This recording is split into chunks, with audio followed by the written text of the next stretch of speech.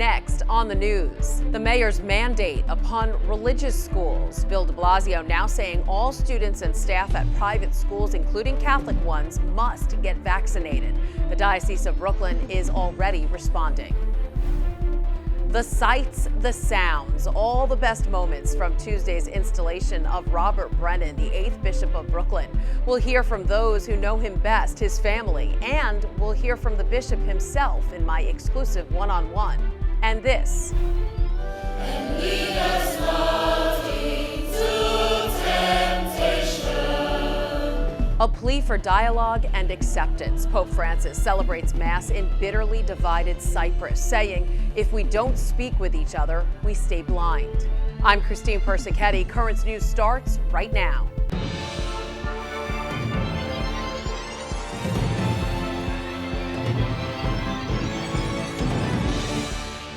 With about a month left in office, Mayor Bill de Blasio is extending the city's vaccine mandate, this time to religious schools, including Catholic schools. Currents News' Jessica Easthope is here with all the details, including reaction from the Diocese of Brooklyn. Jess. Christine, new vaccine means new mandate. And now Mayor de Blasio has said all 56,000 teachers and staff in private and religious schools in New York City must get their first shot of the COVID-19 vaccine by December 20th.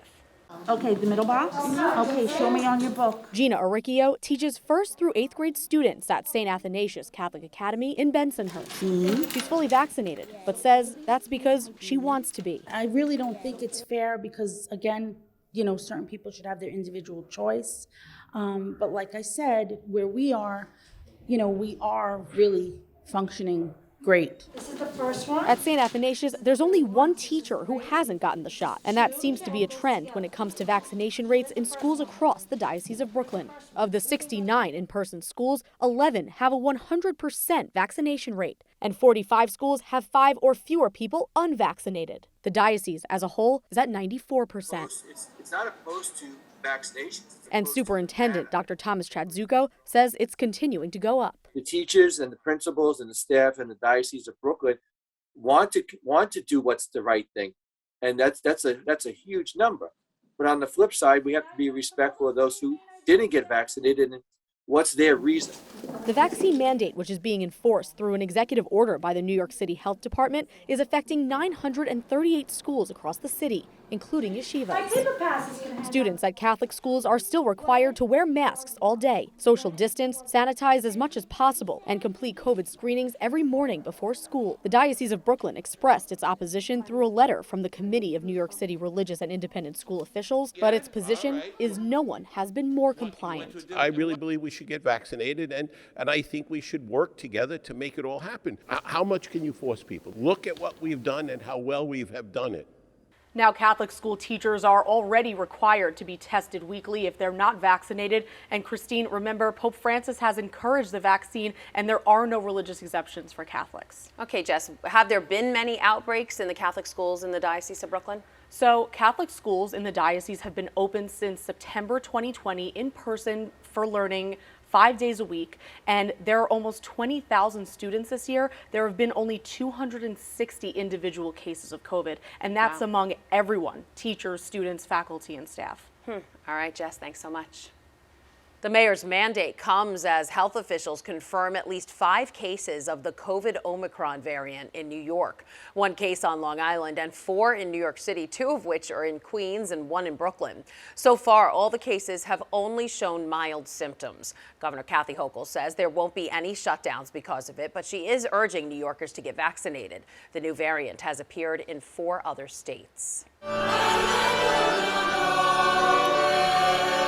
Pope Francis celebrates Mass in Cyprus as he concludes his visit there and gets ready to head to Greece. But before continuing his papal visit, the Pope went off script, comparing migrant centers near Europe to concentration camps during an emotional meeting with migrants.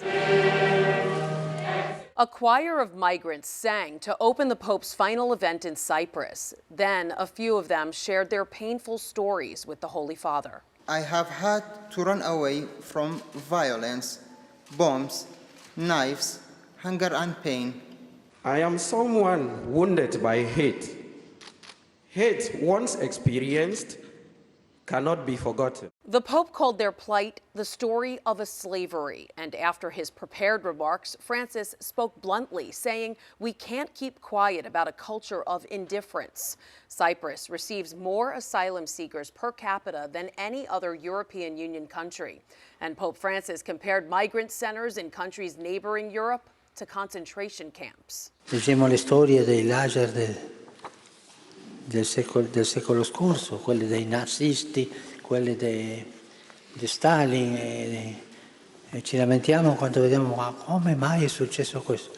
Fratelli e sorelle, sta succedendo oggi nelle coste vicine, ponti di schiavitù. Earlier, Pope Francis celebrated Mass at a sports stadium in Nicosia. During his homily, he related the divisions between people to the blindness of those who ask Jesus for healing in the gospel. Se restiamo divisi tra di noi, se ciascuno pensa solo a sé o al suo gruppo, se non ci stringiamo insieme, non dialoghiamo, non camminiamo uniti, non possiamo guarire pienamente dalle cecità. Senior correspondent for Crux, Elise Allen, is traveling with the Pope. Earlier, we asked her about that emotional meeting the Holy Father had with migrants and what the feeling was on the ground. When you get him going on it and you get him in a room with people who share their stories of pain and their stories of struggle, their journeys, he's going to he gets involved in that. He shares in their stories, right? This is a very emotive Pope, right? He shares, I think he really feels the pain that these people have experienced. He criticized the pushbacks that are happening right now in both Greece and Cyprus, where they're pushing boats back and they're trying to, stop new asylum requests from coming in. He said, we've got to look at the humanity of these people, and that's something that's been forgotten in other instances like the Holocaust.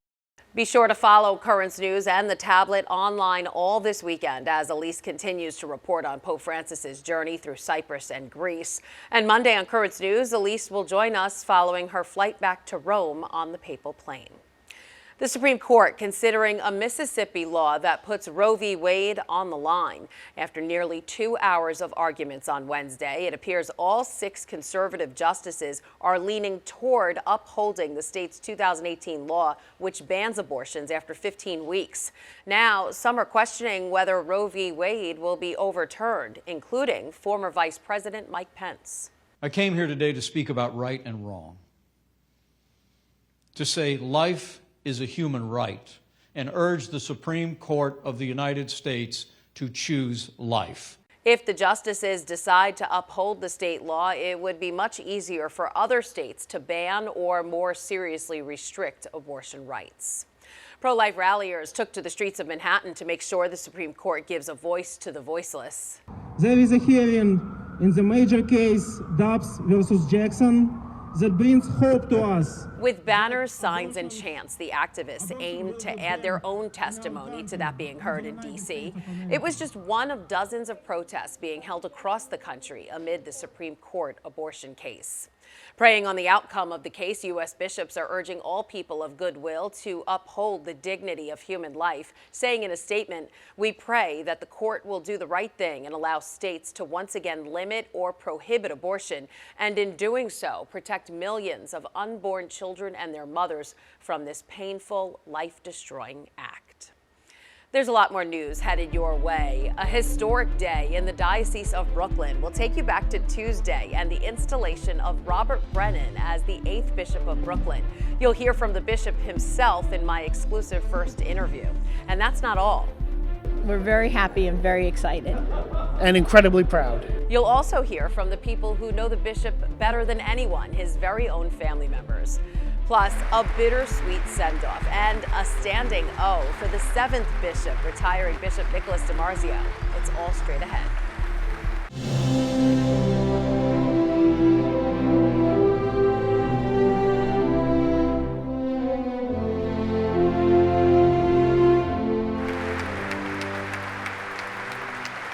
"1,200 of the faithful applauding a moment to remember. Robert Brennan officially becoming the 8th Bishop of Brooklyn.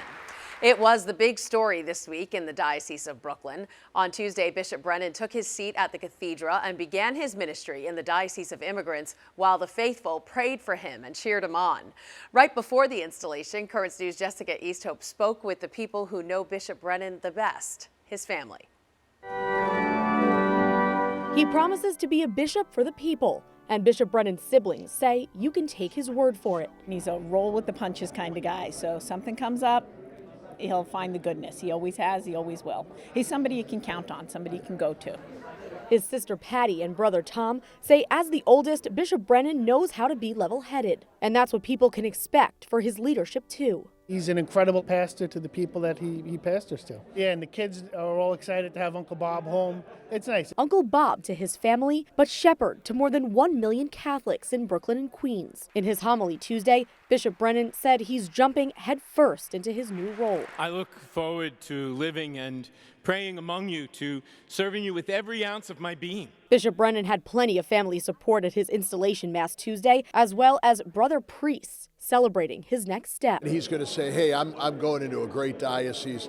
I'm going to stop, look, and listen. I'm going to get around. He'll be a pro at that. On Bishop Nicholas DiMarzio's second day as leader of the Diocese of Brooklyn, he attended an immigration rally. Who was right at his side? Bishop Brennan. Bishop DiMarzio says he sees it as foreshadowing that another man also passionate about immigration is taking over. You've got somebody that has the skills necessary.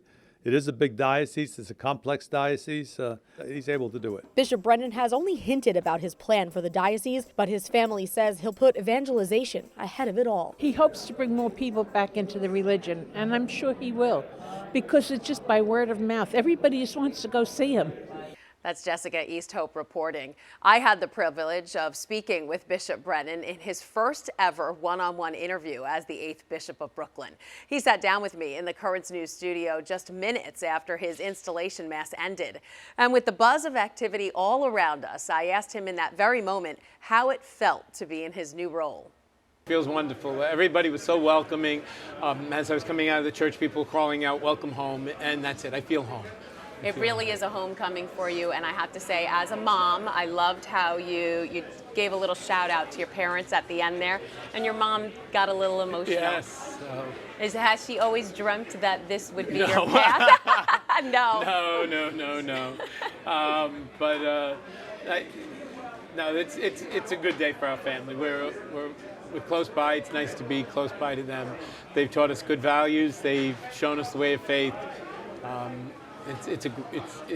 I owe a lot to my parents. And I know everybody keeps asking you, so what's the first thing you're going to do? What's the first thing? And you've mentioned that it's the synod process is happening now, and that kind of ties in with what your It does, because my ordinary thought would be to listen, to go around to meet and to listen. So it's already set up. It's already set up, and that's a good thing. So I begin that this week, or next week, actually.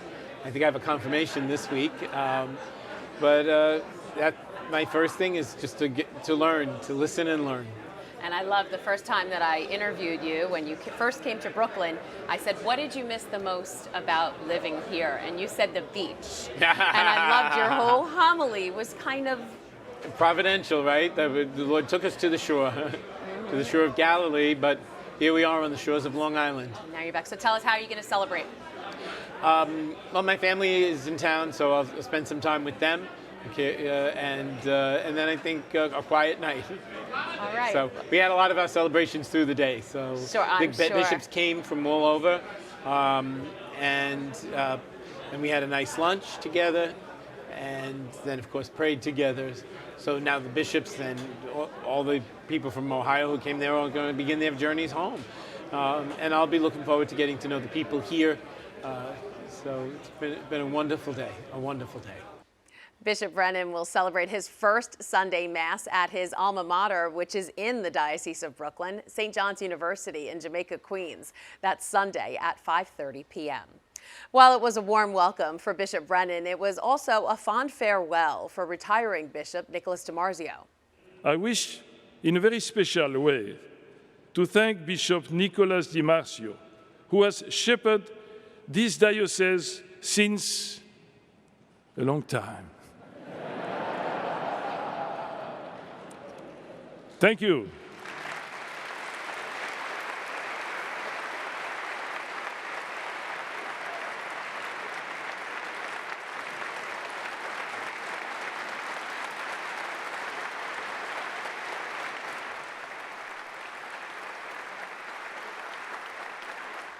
A standing ovation for the outgoing bishop as Apostolic Nuncio for the U.S., Archbishop Christophe Pierre, thanked him for his years of service in the Diocese of Immigrants. Pope Francis accepted Bishop DiMarzio's resignation on September 29th, the day His Holiness appointed Bishop Brennan as the diocese's 8th bishop. You'll also find full and in-depth coverage of Tuesday's installation of Bishop Robert Brennan in this week's Tablet newspaper, as well as a special pull-out section that highlights Bishop Brennan's road to Brooklyn. The Tablet talks to the people he served for more than 3 decades, his flock in the Diocese of Rockville Center, who call him insightful and wise. The paper also hears from his former Diocese of Columbus, Ohio. They describe the bishop as full of energy and someone who genuinely wants to be connected. And of course, from schools to parishes, see pages upon pages of warm welcomes for the bishop. Again, it's all in this week's Tablet, as well as in the Spanish paper Nuestra Voz. You can pick up this week's issues at your local church. To get future editions delivered right to your mailbox, just head to thetablet.org and subscribe. Still to come on Currents News, how you can help make sure every child has a bright and Merry Christmas.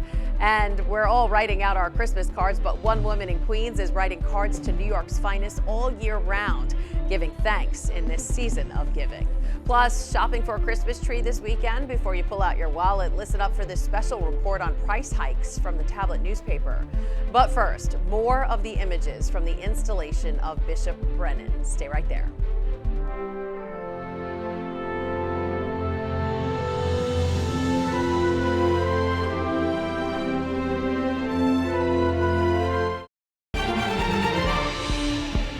It was a full house at St. Patrick's Cathedral Friday as Xavier High School kicked off its 175th anniversary year. The celebration coincided with the Feast of St. Francis Xavier and was the first in a series of special events marking the anniversary.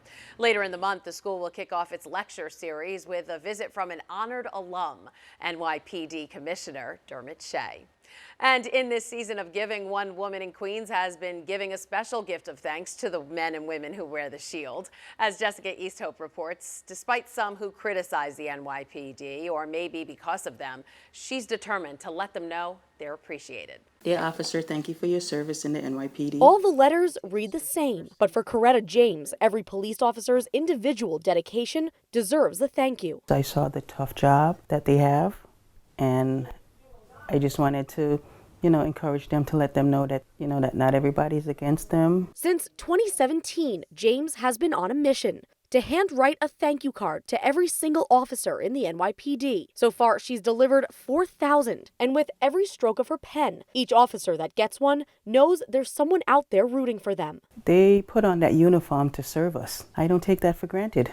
James, who came to the United States from Antigua at 16, never seals the envelopes. She adds in the name of every officer when she gets to a precinct, and she says the personal touch makes all the difference. They tell me, I'm going to put this in my locker so I could always look at it. It's rewarding. There wasn't one specific event that sparked her passion, but James says with recent racial tension across the country, police officers have become the target. More than 5,300 NYPD officers retired or resigned in 2020. That's up 75% from 2019. And though James acknowledges there are cops that don't always do the right thing, she's not letting that stop her.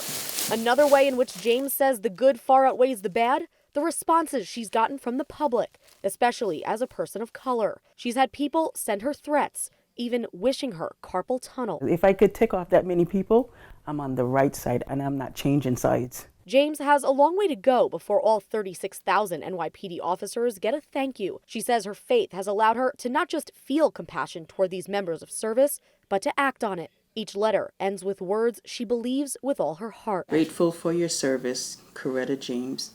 You are appreciated. In St. Albans, Jessica Easthope, Currents News. If you're still hunting for your Christmas tree, sellers have been urging customers to buy early and bring extra cash. They're blaming price hikes on supply shortages. But is there really a run on trees, or is it just hype? In a story you could find only in the Tablet, a New York seller seems to lean towards the latter. While he admits trees are harder to get this year because of wildfires, dry weather, and supply chain issues, he says anyone who does their homework should be able to find them. And while prices did go up a little, he warns against massive hikes. So do some research before you shop. The Tablet newspaper is also getting into the Christmas spirit with its Bright Christmas campaign. The drive is an annual effort by the paper to help ensure every child in the diocese will have a very Merry Christmas. Generous readers send in their donations, which last year amounted to more than $100,000. This year, the paper is hoping to pass that and earn $115,000. They are just about halfway to that goal already, raising around $55,000 so far. Every cent of that money will go to parish and diocesan agencies. What they do with the money, that's the heartwarming part. They give toys to kids in need, hold holiday parties for those from low-income backgrounds, and so much more. To donate to the Bright Christmas Fund, you can go online to thetablet.org and click on Bright Christmas, or if you're a subscriber to the paper, just fill out the slip provided inside. Make your check out to the Bright Christmas Fund and mail it to Bright Christmas, LB number 2118, second line, P.O. Box 95,000. That's in Philadelphia with the zip code 19195. And that is Currents News. I'm Christine Persichetti. Thank you for joining us because we are putting your faith in the news. We leave you with more of the sights and sounds from Bishop Robert Brennan's installation. Hope to see you again next time.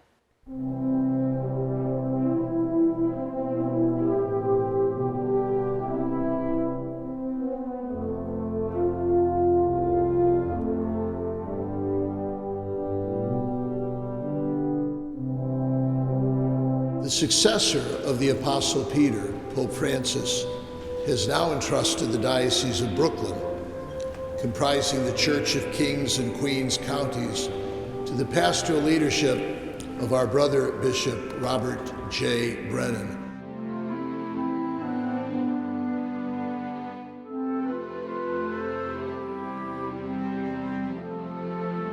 I wish, in a very special way, to thank Bishop Nicholas Di Marcio, who has shepherded this diocese since a long time. Thank you.